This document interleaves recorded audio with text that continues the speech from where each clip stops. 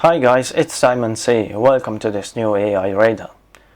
Today I have 3 artificial intelligence about AI-powered robots.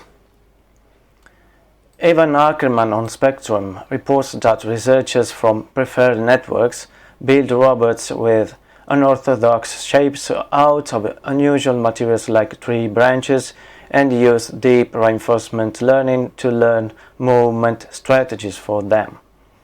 The researchers experimented with building mobile robots out of a couple of generic servos, plus stuff you can find on the ground like tree branches, writes Ackerman.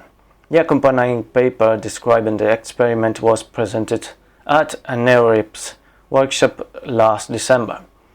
These robots figure out how to walk in simulation first, through deep reinforcement learning, by picking up some sticks, weighing and 3D scanning them, simulating the entire robot, and then rewarding guides that result in the fastest movement.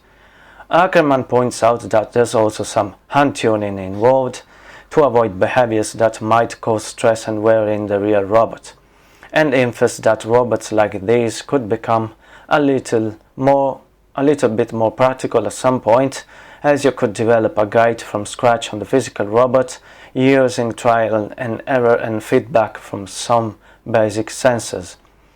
Probably, argues Ackerman, robots built out of locally available materials are not going to be as capable as traditional robotic designs, but you won't have to worry about transporting structural materials, and you'll be able to create a variety of designs as necessary, using one generalized hardware set. In addition, robots like these will be really easy to fix, even if you do have to teach it to move all over again.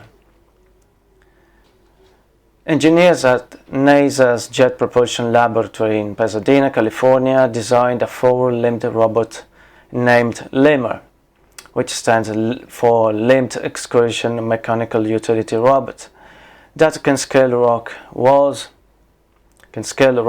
by gripping them with 16 fingers and using artificial intelligence to find its way around obstacles. In its last field test in Death Valley, California in early 2019, Lemur chose a route up a cliff, scanning the rock for ancient fossils from the sea that once filled the area. The Lemur project has since concluded, but it helped lead to a new generation of walking, climbing, and crawling robots. NASA believes that robots with artificial intelligence and climate technology derived from Lemur could discover similar signs of life in future missions to Mars or icy moons, or maybe oil.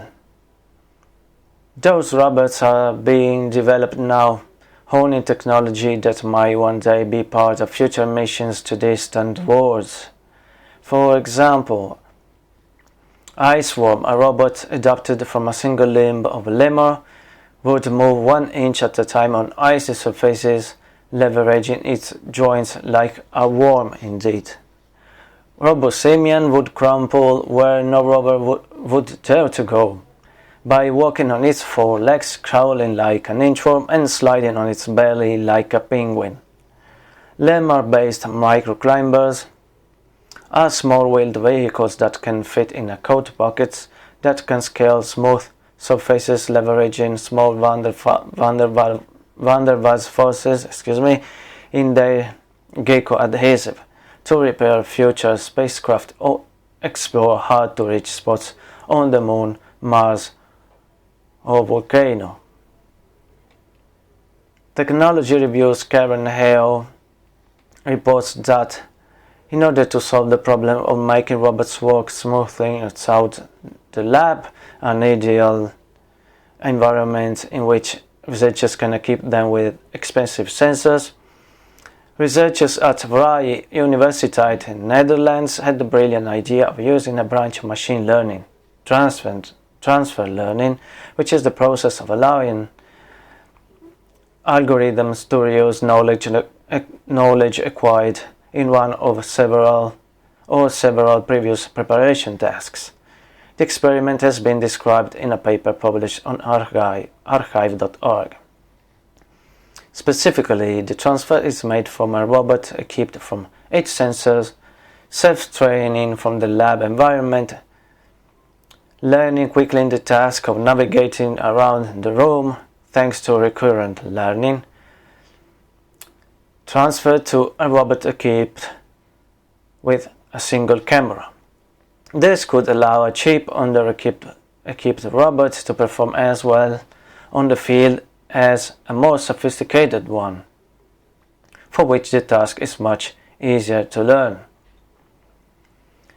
The researchers investigated 3 forms of transfer learning by means of the VREP simulation for software in 5 settings.